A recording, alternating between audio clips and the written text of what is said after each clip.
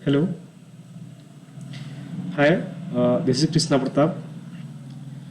और मैं एक बात बता दूं कि मैं पहले भी एडटेक में काम कर चुका हूं, जैसे कि टेक्स्ट बुक हुआ, और ऑन अकेडमी में खुद में काम किया हूं as a doubt solving educator. और इतना एक्सपीरियंस मतलब है कि बच्चे को क्लियरली जो डाउट है वो सॉल्व कर सकते हैं, समझा सकते हैं। एंड मैं चाहता भी हूँ कि इस एडटेक कंपनी में अपना कैरियर भी आगे कंटिन्यू करूँ। That's why I think I am best, और I am fit for the positions.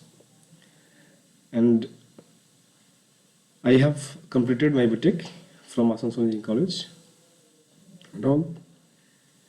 And currently, I am preparing for the BPSC and other government exam.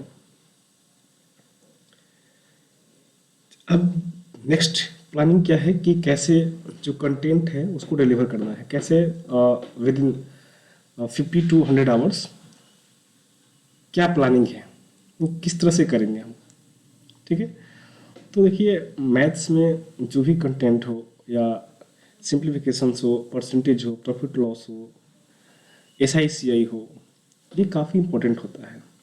और इस कोई भी एग्जाम हो, SSC हो, रेलवे हो, बैंकिंग हो, यहाँ से क्वेश्चंस आना ही आना है। 2 आए, 3 आए, 1 आए, डिपेंड अपॉन द टॉपिक कैसा है एंड एग्जाम्स। तो पहला क्या हम लोग स्टार्ट करते हैं, सिंप्लीफिकेशंस।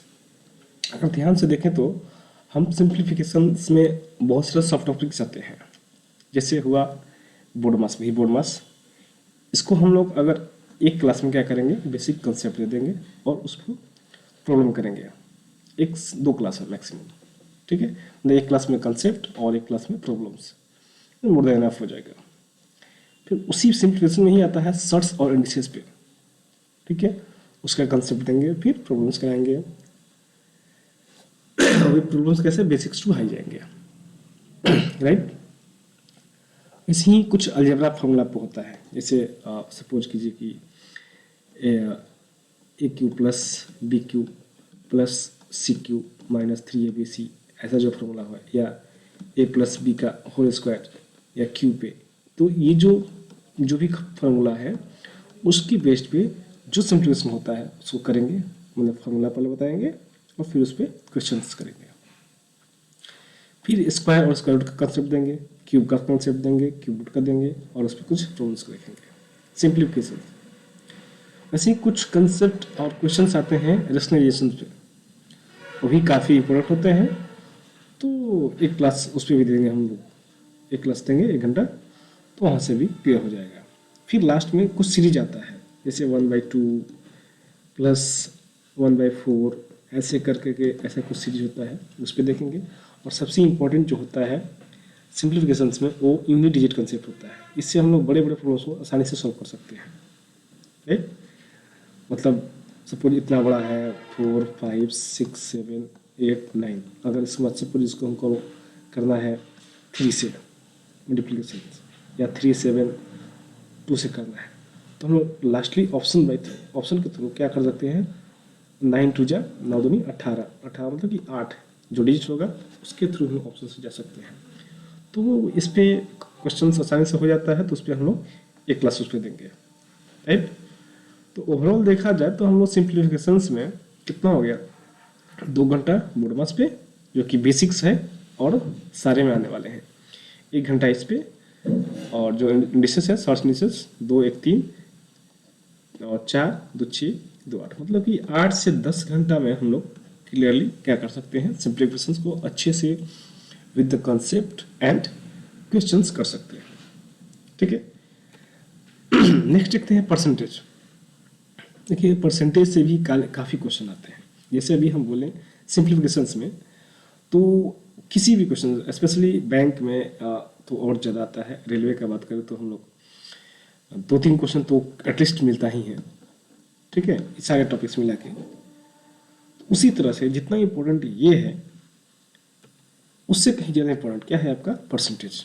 इससे भी मिला के देखा जाए तो 3 से 4 क्वेश्चन आते हैं, एटलीस्ट 3 से 4 क्वेश्चन आते हैं। ठीक है, तो पहला क्लास में हम लोग क्या देखेंगे परसेंटेज में कि कन्वर्जन देखें। कन्वर्जन मतलब कि किस तरह से हम लोग परसेंटेज को क्या फ्रैक्शंस में लिख सकते हैं। जैसे 20% है, उसको हम लोग लिख सकते हैं 1/5।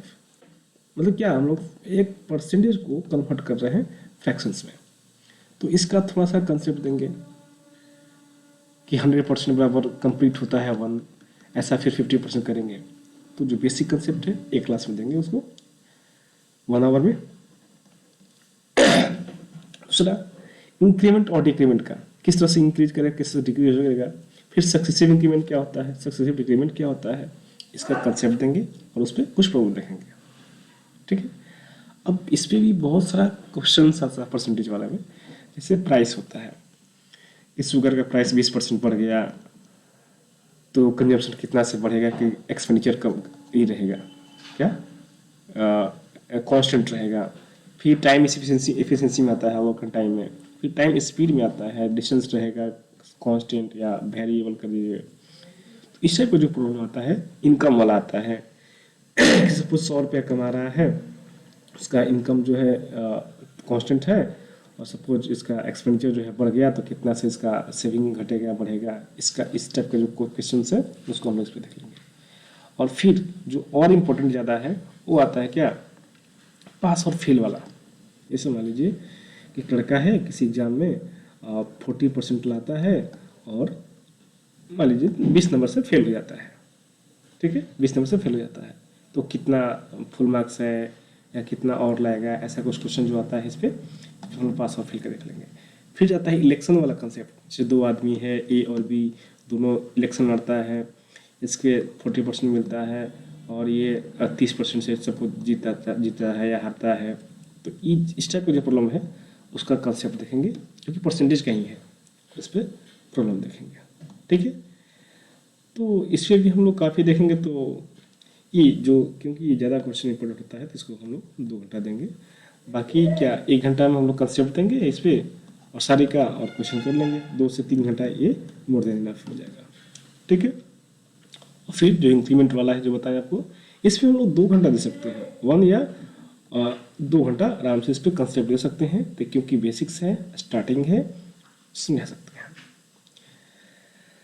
अब देखते हैं अगर प्रॉफिट लॉस मतलब परसेंटेज आपको अच्छे से समझ आ गया तो हम लोग इजीली प्रॉफिट लॉस को समझ सकते हैं, क्योंकि वहीं से पता चलता है कि इंक्रीमेंट होता है डिक्रीमेंट वही बताया हम, वैसे ही है।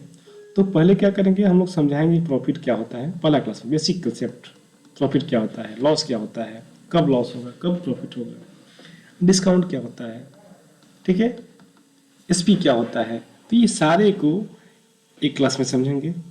फिर उसको बेसिक प्रॉब्लम करेंगे कि किसी सामान को हम लोग 20 रुपये में खरीदें, 25 में बेच दिए तो इसको लॉस क्या आ गया, प्रॉफिट क्या हुआ, प्रॉफिट परसेंटेज कितना हुआ। ये सारे प्रॉब्लम हम लोग क्या करेंगे पहला क्लास में देखेंगे। अब देखेंगे क्या नेक्स्ट में कि कैसे रिलेट है सीपी, एसपी, एमपी, किस तरह से रिलेटेड है। तो हम लोग सारा आपस में क्या है रिलेशन है सब में। ठीक है, ये जो उस पर कंसेप्ट है उसकी समझेंगे कि कैसे रिलेटेड है, उस पर अलग अलग तरह का प्रॉब्लम को समझेंगे। 1 घंटा काफ़ी है पर प्रॉब्लम समझेंगे, एक रहे तो मान लीजिए 1 घंटा और। ठीक है, तो ये सारे में क्या करेंगे हम समझेंगे। अब देखेंगे जैसे हम लोग पढ़े थे परसेंटेज में सक्सेसिव इंक्रीमेंट, सक्सेसिव डिक्रीमेंट, इसमें भी होता है कि नेट डिस्काउंट कितना होगा। मान लीजिए लगातार दिया, कोई 10% दिया, फिर 10% दिया, तो ऐसा होगा तो कितना हो जाएगा। तो एक फॉर्मूला होता है, जानते ही हैं, यहाँ पर डिस्कस नहीं करेंगे हम। इसको हम क्या नेट निकाल सकते हैं, ये इसके लिए है। अब क्योंकि ये डिस्काउंट है तो नेगेटिव हो जाएगा सारा ये। ठीक है, तो इसका कंसेप्ट देंगे, फिर इस पर प्रॉब्लम देखेंगे क्लास में। और एक और आता है यहाँ से प्रॉब्लम, क्या डिसऑनेस्ट शॉपकीपर, मतलब कि क्या किया, बोला पता है आप मेरे अपने हैं, इसका दाम 100 रुपया है और आपको हम क्या करेंगे 80 रुपये दे देंगे, आप पहले ही इसका दाम बढ़ा कर रखा है ये। तो चाहे मान लीजिए जो होता है कि वो तराजू में कुछ लगा देता है मैग्नेट वैग्नेट, और जहाँ 1 केजी देना था उसको देता है 800 ही, और बोलता है कि ठीक है भैया 10 रुपया है तो आप 8 केजी दीजिए। तो कस्टमर से कह रहे हैं हमको डिस्काउंट दे रहे हैं, लेकिन एक्चुअली क्या करता है वो चीट करता है। बेईमानी करता है।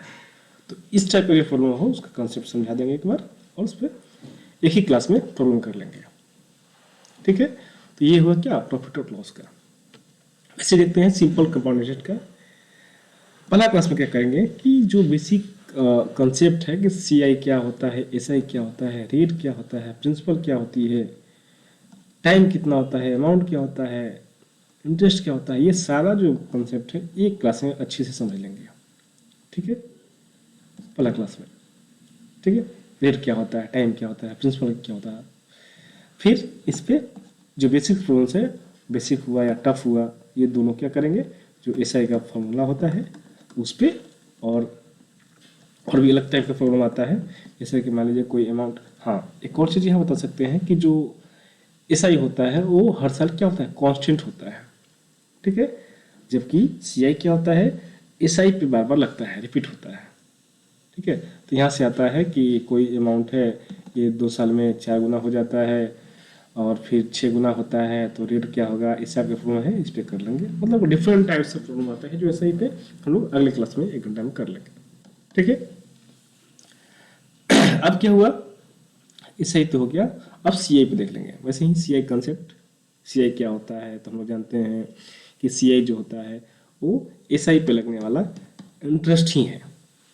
ये सी आई एस आई तो हर साल सेम होता है, लेकिन ये हर साल अलग अलग होता है। ठीक है, इस पर कुछ प्रॉब्लम आता है, और सबसे जो इम्पोर्टेंट है सी आई में वो होता है ट्री मेथड। तो ट्री मेथड्स को अच्छे से समझेंगे, और इस पर क्या करेंगे, एक क्लास में सारा प्रॉब्लम करेंगे। 2 क्लास में ये भी खत्म हो जाना चाहिए। ठीक है, अब देखते हैं रेशियो प्रोपोर्शन का बात है। तो ये भी काफ़ी इंपॉर्टेंट है। जिस तरह से अभी हम लोग बोले कि अगर देख लिया जाए परसेंटेज नेचर क्वेश्चन और प्रॉफिट डिस्काउंट से ही, प्रॉफिट और लॉस से भी आता है, 2 से 3 क्वेश्चन आता है यहाँ से भी, ये भी काफ़ी इंपॉर्टेंट है। और सी आई और एस आई यहाँ से भी 2 से 3 क्वेश्चन सारे एग्जाम में आना ही आना है। फिर रेशियो प्रोपोर्शंस काफ़ी इंपॉर्टेंट है। रेशियो अभी हम लोग पढ़ते हैं परसेंटेज में कि कैसे परसेंटेज को कन्वर्ट करेंगे फ्रैक्शंस में। तो रेशियो क्या करेंगे, पहला क्लास में क्या करेंगे, उसका बेसिक कंसेप्ट समझेंगे, रेशियो क्या होता है। फिर उस पर इन्वर्स रेशियो क्या होता है, फिर उस पर कुछ बेसिक सा प्रॉब्लम्स कर लेंगे। ठीक है, और हम लोग अलग अलग टाइप का प्रॉब्लम अगले क्लास में करेंगे। जैसे प्राइस कंजप्शन कैसे होगा जब वर्क नहीं होगा, यहाँ पे गलती से लिखा गया है, यहाँ पे क्या हो जाएगा, जब एक्सपेंडिचर कांस्टेंट हो, यहाँ पे क्या होगा, एक्सपेंडिचर कांस्टेंट हो, उस टाइम क्या होगा। फिर टाइम और इफिशियंसीज जब वर्क कांस्टेंट हो, फिर डिस्टेंस कांस्टेंट हो। ये सारे प्रॉब्लम जो क्या करेंगे, अलग अलग डिफरेंट टाइप्स ऑफ प्रॉब्लम्स है जो रेशियो के थ्रू इजीली सॉल्व हो जाते हैं, उसको करेंगे। और फिर एज वाला रेशियो के साथ होता है ना कि एक फादर है, एक सन है, वो इससे सन से 5 गुना इसका एज है, फिर 5 साल बाद क्या होगा, पहले क्या होगा। तो जितना इस टाइप का प्रॉब्लम है हम लोग 1-2 क्लास में देख लेंगे इसको, 2 क्लास में। फिर मिक्सचर्स आता है, मिक्सचर्स कि 2 जार है ए और बी, इसमें मान लीजिए दूध है, वाटर है, इसका 2:1 है, इसमें आपका भी ऐसा ही मिल्क और वाटर का रेशियो कुछ है 3:4 सपोज। दोनों को मिक्स करते हैं या निकालते हैं, डालते हैं, जितना भी इस टाइप का प्रॉब्लम है उसको हम लोग 2 क्लास में कर लेंगे। ठीक है, जो आता है इस टाइप का प्रॉब्लम बिल्कुल ही आता है, ये आता है, ये आता है, ये तो फिक्स है। फिर प्रोपोर्शन चलेंगे। प्रोपोर्शन क्या होता है, बेसिक कंसेप्ट समझेंगे। प्रोपोर्शन क्या होता है, कुछ नहीं, 2 जब रेशियो बराबर हो जाता है उसे क्या बोलते हैं, प्रोपोर्शन बोलते हैं। फिर फर्स्ट प्रोपोर्शन क्या होता है, मिड प्रोपोर्शन क्या होता है, थर्ड प्रोपोर्शन क्या होता है, ये सारा जो कंसेप्ट है इसको देंगे, समझाएंगे, और इस पर कुछ प्रॉब्लम्स देख लेंगे, ये भी टॉपिक क्लियर हो जाएगा। यहाँ से भी 2-3 क्वेश्चन तो आते ही हैं। अब देखेंगे क्या, एवरेज। एवरेज भी काफ़ी इंपॉर्टेंट टॉपिक है।